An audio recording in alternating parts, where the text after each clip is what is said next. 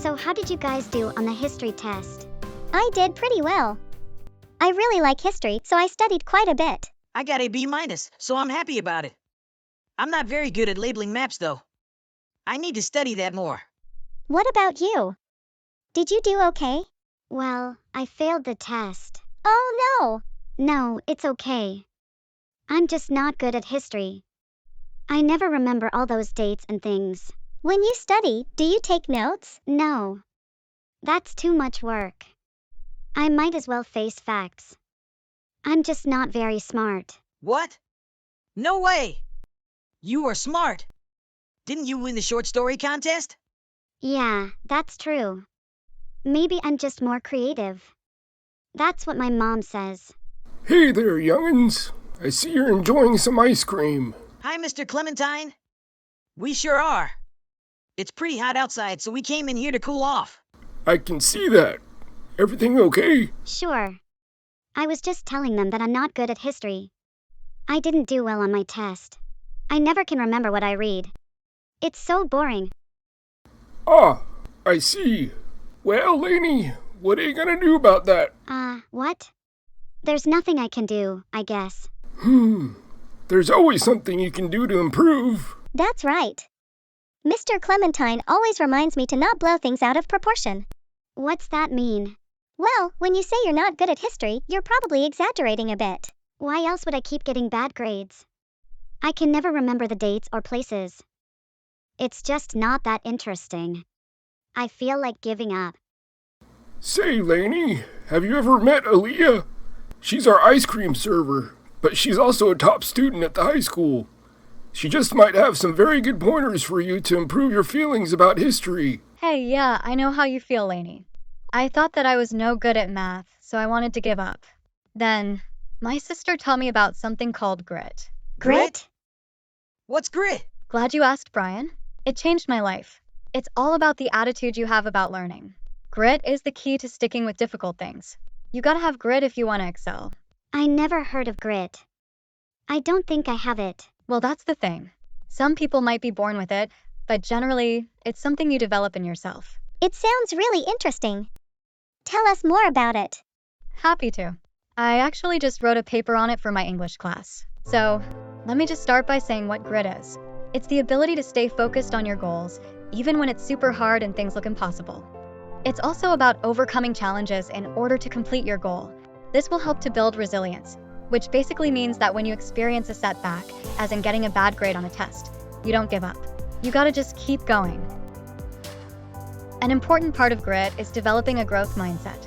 This basically means that instead of seeing failures as a sign that you're not smart or that you can't do something, you see it as an opportunity to learn and grow.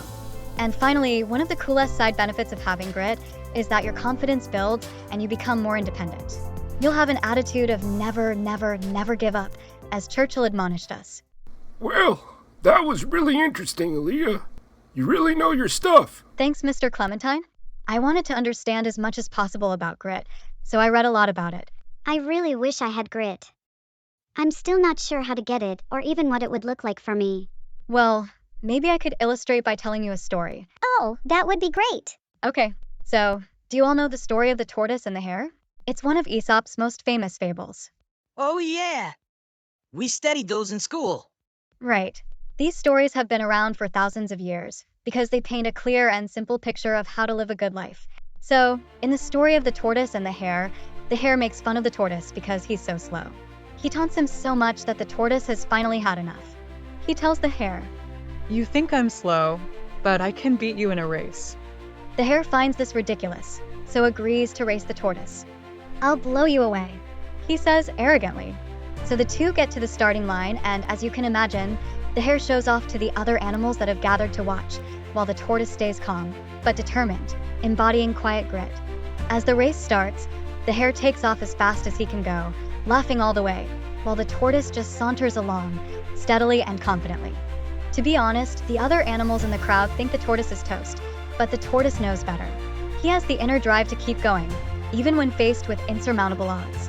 The hare, seeing that the tortoise is so far behind, foolishly decides to take a nap. He's so arrogant, he thinks he has this in the bag. As he snoozes, however, the tortoise, never wavering from his goal, slowly passes the sleeping hare, and crosses the finish line first. The crowd cheers for the tortoise, who wins on sheer determination and grit. The hare, overhearing the cheers, wakes in a panic and sees his mistake too late. He is lost because he overestimated his own ability and underestimated the tortoise's grit. Wow, that's a really good story. Sometimes, I feel like the tortoise. How so? Well, I'm not always the fastest at learning things, but I do keep trying and eventually figure things out. Yep, me too. But it's all good, Brian. We're each given a different measure of ability and talent, but our attitude and determination can take us very far indeed. Gosh, I didn't know that having a positive attitude was so important. I need to not give up on myself, even when learning new things is hard. I probably just need to ask others for help. Jessica, do you think I could study with you? Maybe you could show me how to make flashcards. Oh, gosh, Laney, I'd love to have a study partner. Wow, you guys are so cool. You're not gonna give up just because of a little setback. You gotta just keep believing that you can make it, and you will. Thanks so much, Aaliya, for enlightening these young'uns. You have a lot of wisdom and insight. I see you doing great things. Thanks, Mr. Clementine. I'm really glad I could help.